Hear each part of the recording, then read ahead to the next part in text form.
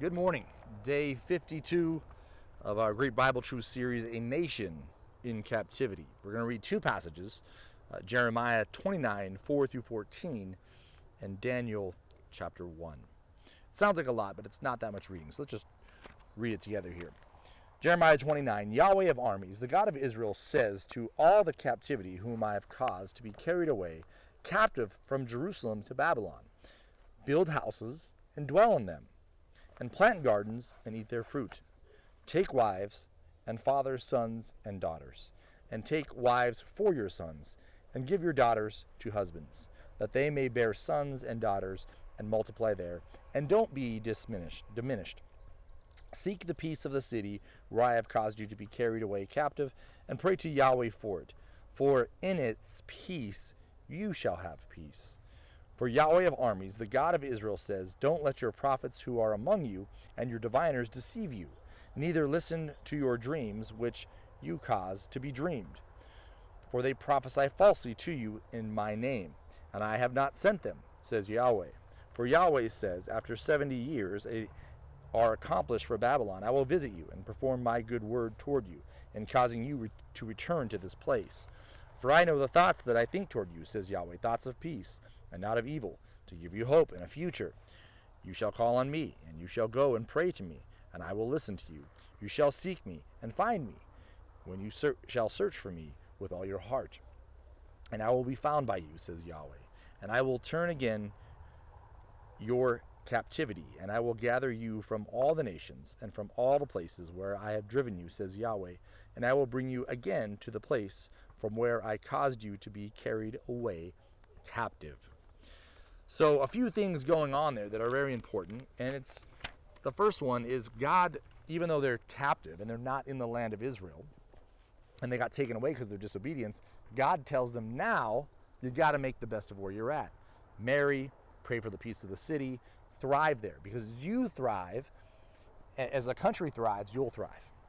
So that's important for us to keep in mind, because in a certain sense, we're a people in captivity.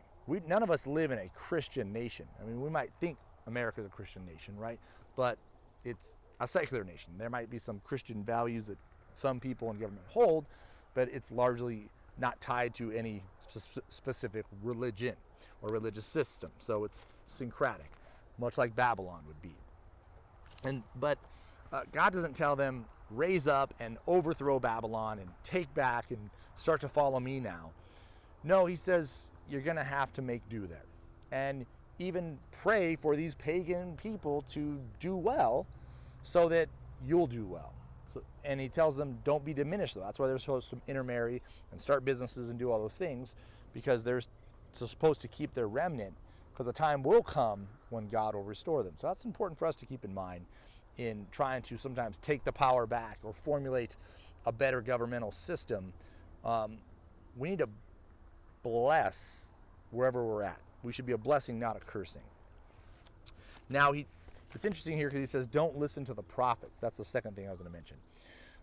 Yesterday we saw that they got sent into captivity because they wouldn't listen to the prophets. The difference here is the first set of prophets were from God. The second set of prophets weren't from God. They were from the people trying to make prophecies, trying to give good news, but they weren't from God. So God gives them a message here. And it says something to the effect there, neither listen to your dreams which you cause to be dreamed. So in a sense, he's basically saying you have self-fulfilling prophets or self-fulfilling prophecies. You're dreaming up your own dreams. These aren't my dreams. These are your dreams. And so again, each of us must make sure that we're not dreaming up our own dreams, that we have God's vision and dream in mind of our life, of the world, and not just saying this is what God wants because that's what my heart or my desires want. Therefore, God must be behind it.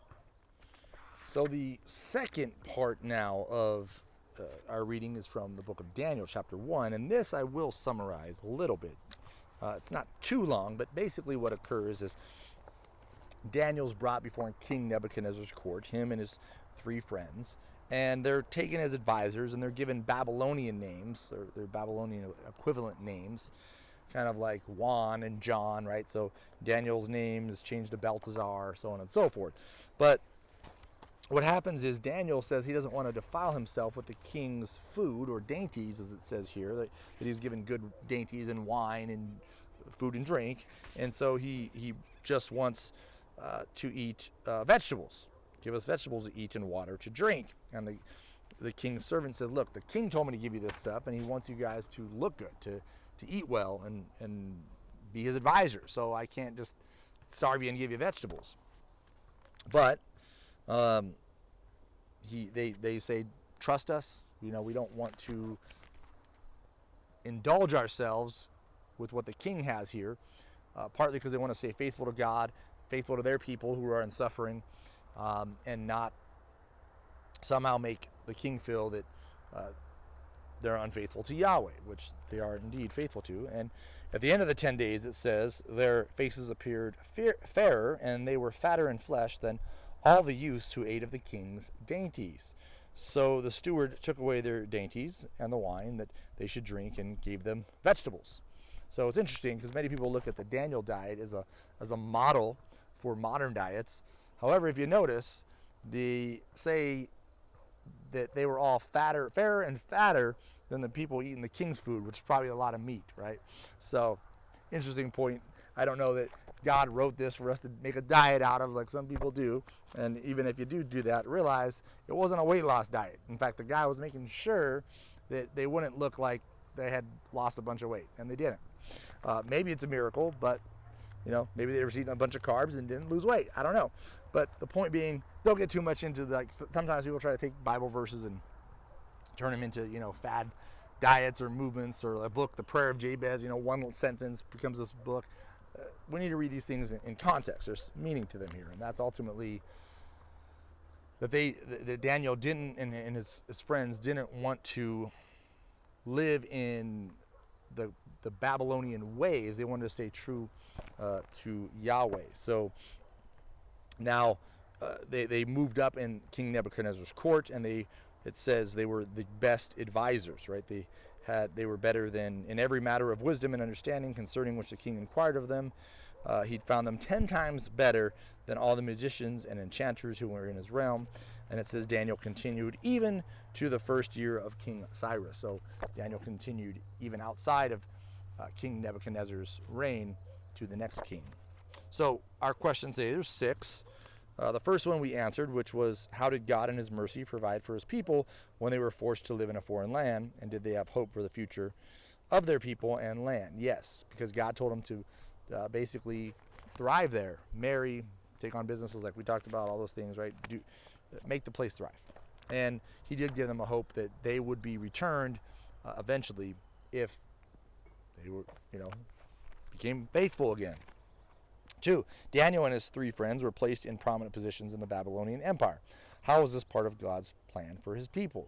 Well, this was how God would restore them. So God he makes the ends and the means kind of work together, right? So a lot of times people just say, well, God can do it, so I don't have to do anything. But no, God provides the means to the ends to accomplish it. And Daniel and his friends were the means to the ends to accomplish this, or at least part of that plan. 3, why did these 4 young Jewish boys refuse to eat the king's food? I think I gave some ideas there, and you could comment and share some more if you have them. Question 4, what advice did Jeremiah give to the Jewish exiles living in Babylon, and how long would their captivity last? Well, basically, Jeremiah told them that they would be a nation again, and their captivity would last 70 years. What lessons can we learn from Daniel and his friends? Question 5, and how to live in an environment hostile to our faith? I think it's to stay true to God. We have to realize the realities that they're not going to be everyone faithful around us, and we have to be in the world and not of it, but we never lose sight of who God is and our trust in him, and that he will guide us and sustain us. Number 6, what lessons can we learn from this story about God's sovereign care for his people when disasters come into our lives? Well, it might have seemed like all was lost, the temple was destroyed, they were exiled from Jerusalem, that they were forsaken forever. But they weren't. But that would have been a reasonable thing to think. Just like in our day and age, we might get into mindsets and think, I've lost it all, my marriage is on the rocks, I'm about to lose my house, my car doesn't run. We can get into pessimistic thinking, but God has us, right? If we're in his will, we just need to keep trusting in him. No matter what valley or dip we go through, we're in the hands of God. We just need to trust him. We'll see you guys tomorrow.